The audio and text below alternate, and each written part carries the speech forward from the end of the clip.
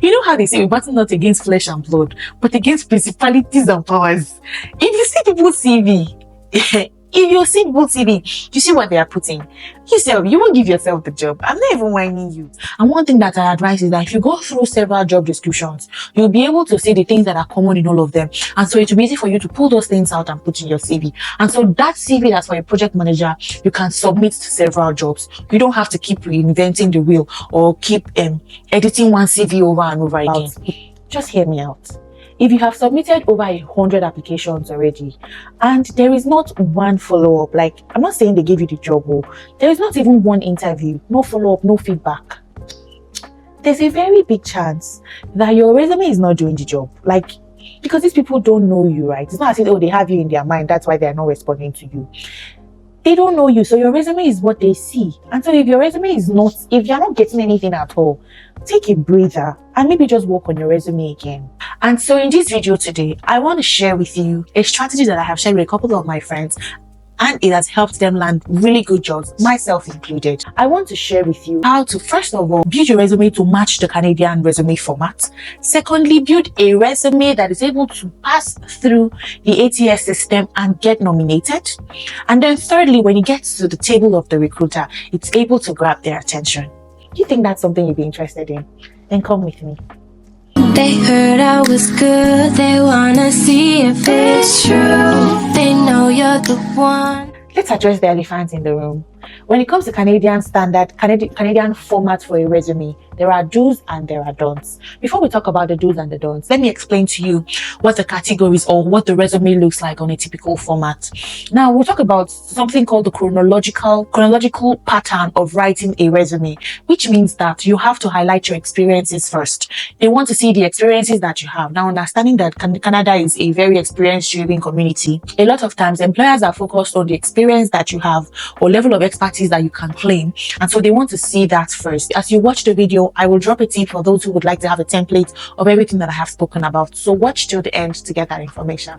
For the chronological format of drawing a CV out, first heading being your contact information. The contact information is very simple. It just has your name, your email address, your phone number, and your LinkedIn profile. Now, like I said, I'll be telling you little tricks in every aspect of the CV, right? So for the first part of your CV, which is your contact information, in this part, you want to make sure you have your full name, no abbreviations, no P dot or A dot, have your name in full. And then your email address, your phone number in case they want to reach you. And now this last part is optional, although I recommend it, but it can be dicey for people. Now, I'm talking about your LinkedIn profile. It is important that you have your LinkedIn profile there. I would say it is important because if you're applying to a job and you know that there's so many things they can see on your LinkedIn profile that will give you or help you stand a better chance, and you know you have a well-detailed and clean LinkedIn profile, putting your LinkedIn profile on your page can be helpful for you. However, if your LinkedIn profile is messy, you haven't set it up, or you haven't updated it in a while, it is safer not to put it there. But you want to know my unsolicited 2 cents, I would say clean up your LinkedIn profile. Let it match, in my opinion, let your LinkedIn profile be give it a more general outlook. So for example, I want to apply for the job of a systems analyst, for example. I can make my LinkedIn profile a little broader so that it cuts across several things. Because imagine you trying to tailor your CV to so many jobs, but you only have one LinkedIn profile. You cannot continue to reinvent or re-update your LinkedIn profile to match jobs, right? That is why LinkedIn profile has to have a general outlook, showing your skills, showing your knowledge and your expertise or your education, not putting too much emphasis on your experience. Because if you put too much emphasis on your experience there, or you put too much emphasis on the job role in your LinkedIn profile, when you are applying to jobs that are a bit more specialized or that are a bit more tailored to a particular role, when they go to your LinkedIn profile, it will not match. Okay, if you are submitting CVs for a very tailored role, maybe take your LinkedIn profile out of it. If you are applying to roles that are very broad, that fit almost everything as far as your career is concerned, then put your LinkedIn profile. Let me reiterate what I just said. When it comes to LinkedIn profiles, adding your LinkedIn profiles to contact information, be sure that the job that you are submitting is a broad job. It's not a job that is asking for a particular thing, but I would advise you have your LinkedIn profile in your contact information. Now, having said that, I think this would be a very good time for you to drop a like or maybe a comment on my video. I'm not going to beg you, but if you want to, please by all means. but I'm not going to beg you. Please. Please. Please. All right, let's get back into the video. The next part of your CV is a professional summary. A professional summary is just a simple sentence or a couple of sentences just highlighting who you are. See a professional summary as a tell me about yourself. This is not a place where you emphasize that you are detail oriented or you are a key performer or you are a very motivated person. No, as much as you want to add that stylishly, but you want to emphasize more on your career growth and your career success, and also the industries that you have worked in, the years you have worked in those industries, and something that stands out for me the most, big wins you have had in certain aspects of your work life. Putting all of this in a sentence in a way that stands out. Okay, I have a couple of samples here. I'll read this one for you. It says, a bilingual result-oriented quality assurance analyst with almost a decade of experience supporting multiple projects through in several industries: financial, banking, e-commerce, real estate industries. Now, almost a decade could be 6 years, could be 7 years, could be 9 years. A decade is 10 years. So instead of putting with 5 years experience, with 4 years experience, you could say with almost a decade. Almost a decade could be 7, almost a decade could be 6. And then if they go to your level of experience, they would now be able to see, okay, this is how much experience you have particularly. But in that professional summary, you want to make it very catchy and make sure you are using the right terminologies. Okay, we'll talk about the impacts that you have made with projects worth over 100 million naira. I have been able to save cost annually to about $500,000, or just find figures. Figures are very important when it comes to CV. They have to be stating facts and figures. Okay, every business is run because of money. So talk about how you're able to save money for your team as a result of that thing that you did. Your professional summary is a very good way to introduce yourself. I would say that because I know that a lot of people read it. Don't make it too long, but make it very catchy. Okay? Your areas of professional expertise. Professional expertise is also what we refer to as the skills. Now, one thing you need to know is that when it comes to CVs, there are no one size fits all, okay? People tweak it to just suit themselves and suit their career. If you are working in an environment that wants to see your skills, that wants to see your experience, you want to make sure you are pushing those things out first. Let them see the things that would interest them before you get into the things that would bore them. So, especially when you work in a skilled environment that, like people who are in tech, people want to see the softwares that you can use. They want to see the tools that you can use. They want to see they want to see your portfolio, basically. I would recommend that you have your skills shining through before you even talk about your experience, because your experience is more wordy. So if you put your skills first, they can see all of that before they even get into the details of what your experience or how you've used those skills in the past. In anything as if your experience is carrying Microsoft Word, Microsoft Excel, my friend, I'll be honest with you. If you write your skills on your CV and it doesn't shake you, you need to upskill. I'm sorry, there's no sweeter way to say it. You need to upskill. You need to learn more things and make your CV packed, because people that are competing with you, you know how they say we battle not against flesh and blood, but against principalities and powers. If you see people's CV, you see what they are putting. You won't give yourself the job. I'm not even whining you. You need to upskill. If you see your CV is not really matching, might just go and I don't know what you cannot defend though. Don't put anything in your CV that you have not learned or that you have not started to work on, okay? But please do well to get into the skills that are required in that job, learn them, and then fill them up on your expertise or your skill section. But in this section, this is where you put all the skills that you have, the softwares that are needed in the market, and the softwares you can use. Now, a little trick here. One of the best ways to get noticed by the ATS is not just to use keywords, but to use the softwares that are required in the job description. So, for example, you are applying for the job of a project manager, for example, and in that job description, they stated that they want somebody who's able to use Visio, who's able to use Trello, who's able to build budget, who's able to manage schedule, who knows how to do WBS, several things that they speak about. Copy those things, the ones that you know how to use there, copy them and fill them in your skills session. The ones that you can use, particularly as it is stated in their own job description, put them there into your ATS, okay?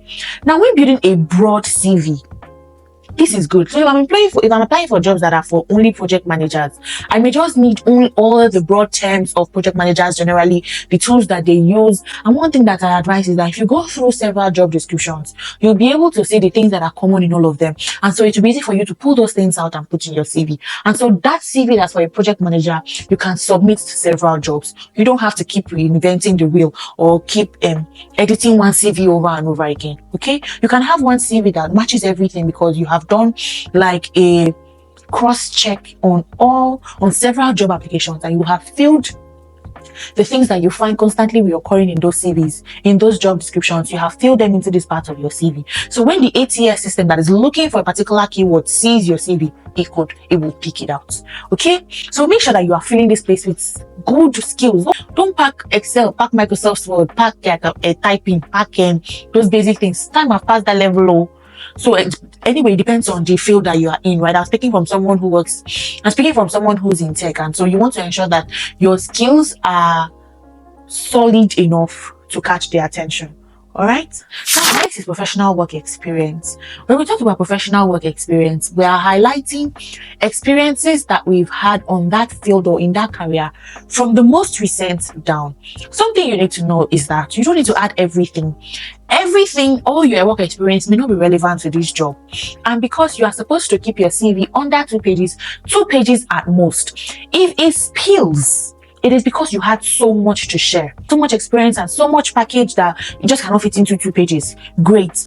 Or because maybe the way you have edited or the style that you have used does not allow for so much compression of the details, okay? But don't let it spill past 2.5. At most, 2.5. Anything after 2.5, my friend, nobody will read your CV. Don't do anything 3 pages and 4 pages. Even if you have a PhD in the whole world, please don't over spill your CV. All right, just keep it very brief, but at the same time, don't shortchange yourself and now put small thing. Pack it, let it look choked. We're highlighting the most important things, right? If they say they want 10 years of experience, your CV should look like 10 years of experience, right? You will not say you have 10 years of experience, and because you want to make your CV look small, you now put one line. They wonder where the 10 years of experience is. Don't you think so? So you want to make sure you're staying in the middle. Or if you ask me, I recommend 2 pages. So don't make it too small. If you make it too small, you look as though you don't know what you're doing. Give them 2 pages. I want to highlight certain things here. Now, this may not suit everybody because there are several careers where it's just what you've done, the jobs that you've done. But for careers that are project-based, that are portfolio-based, that are about the kind of tasks that are task-based, you want to make sure that you are highlighting the project itself and not just the responsibilities. Okay? They are not opening your CV to read job vacancy responsibilities. It is not just about your day-to-day routine. That's not all they want to know. Even though that is important. Another important thing they want to see is, while you were doing your day-to-day routine, what difference did you make in that team? That sounded really nice, right?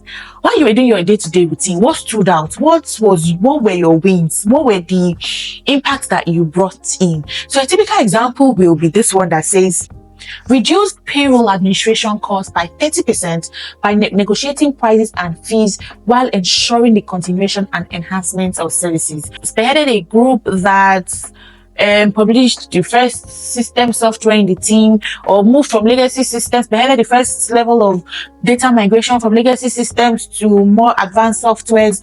It should show a transition from a point where the company was struggling to a point where things got better because you were doing your routine.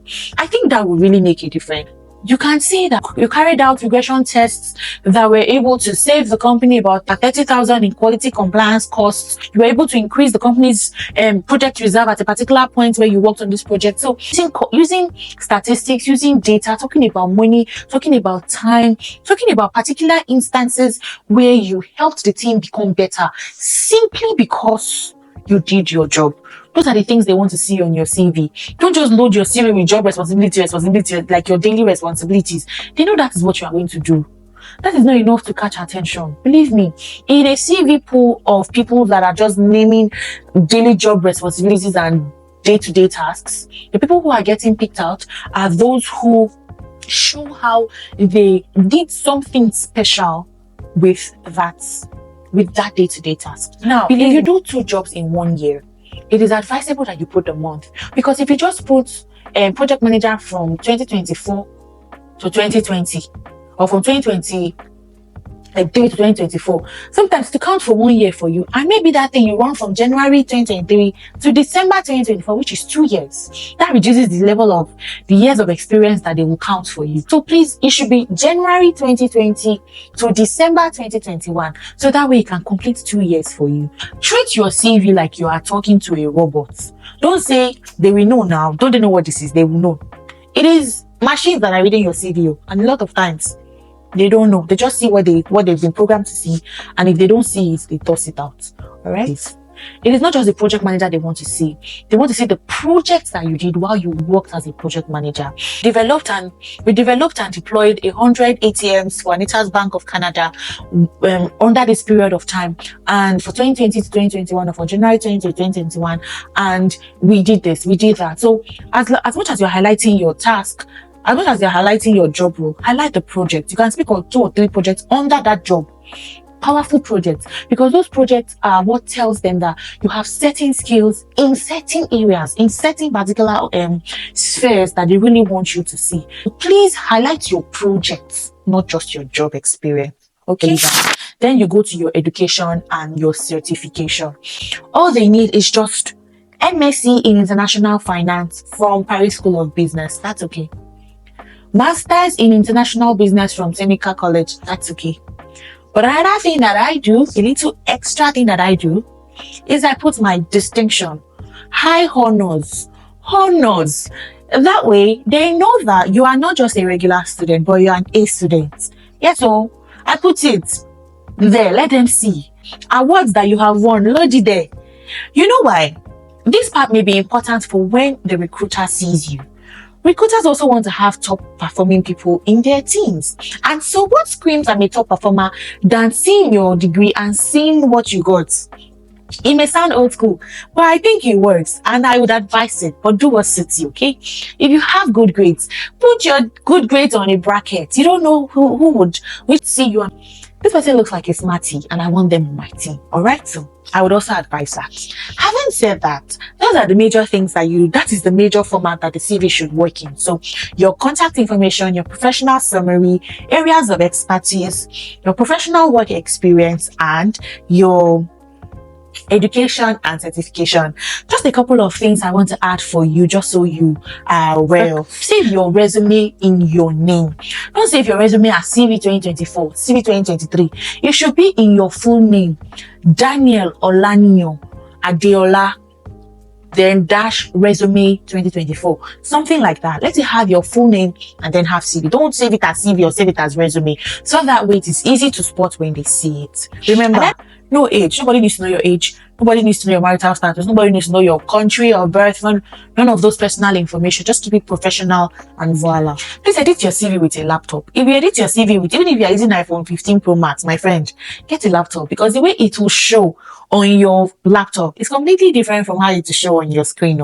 So please make sure that you're using a laptop to edit your resume, and you are saving it as a PDF. When it comes to format, I would highly recommend a PDF, because PDFs are more software friendly because of ATS systems. However, there are some systems that would prefer a Word document. So in this situation, you have to make sure that you are looking at the information or the requirements stated in the job description. Some descriptions will tell you submit your CV in Word documents, submit your CVs in PDFs. Sometimes we don't pay attention to those things. We just see, today I want to apply to 500 jobs. You just load them. Meanwhile, they stated that they want Word documents, but your CV is in PDF. So for those 500 that you've loaded, you will say you didn't get anything. So there are some ATS systems or some softwares that do not read PDFs, or that are not compatible with Word documents. So if you send the wrong format of CVs to those companies, they will not even review it, right? Because their system cannot. So please ensure that you are checking. Where it is not stated, you can go ahead with PDFs. Now, another thing that you can do to increase your chances of being taken seriously is to have a cover letter. Now, a cover letter is where you can now get very funky or talk particularly about that job, how passionate you are, and how you think you will be the best fit for it. A cover letter is one of the stressful things to do because if you are applying for so many jobs and you have to write several cover letters, it can be very stressful, right? But one thing that I recommend you do is have 2 or 3 cover letters that you can easily just switch on, especially for the jobs that you think you're a perfect match for. You know, a lot of times we are just applying to jobs that hopefully we get them, but there are jobs that we know that we really qualify for. We know that if we have the opportunity to sit in interviews for those jobs, we will ace it. Those are the ones you want to make sure you are submitting cover letters for. So have cover letters. It will help you stand out, okay? I highly recommend it. If you want to know how to write a cover letter, I will make a video about it. Let me know. I don't want to get too deeply into that because I feel like cover letters have their own strategies that help you get noticed. But please consider writing a cover letter. Okay? Please find somebody to review your CV for you. Even if you have to pay for it, it is worth it. Get someone to review it. Get your friends to review it. If you don't have the money to pay for somebody, but get it in the eyes of someone, you would thank yourself for that. I'd love to hear your questions. Don't worry, I will be waiting to answer as much as I can. Also, I will be sharing a template to anybody who watches till the end and asks particularly for a template. All you have to do is tell me in the comment, I would like a template, and I would share it particularly with you. Okay? I hope you found this video useful. I made a video where I talked about what to do if you were transitioning to a new career in 2024 and 2025. I think you will find that useful. It is just right here. I'll see you in that video. Okay? Bye. Mwah. I've been so busy, but I've been thinking about what I wanna do with you.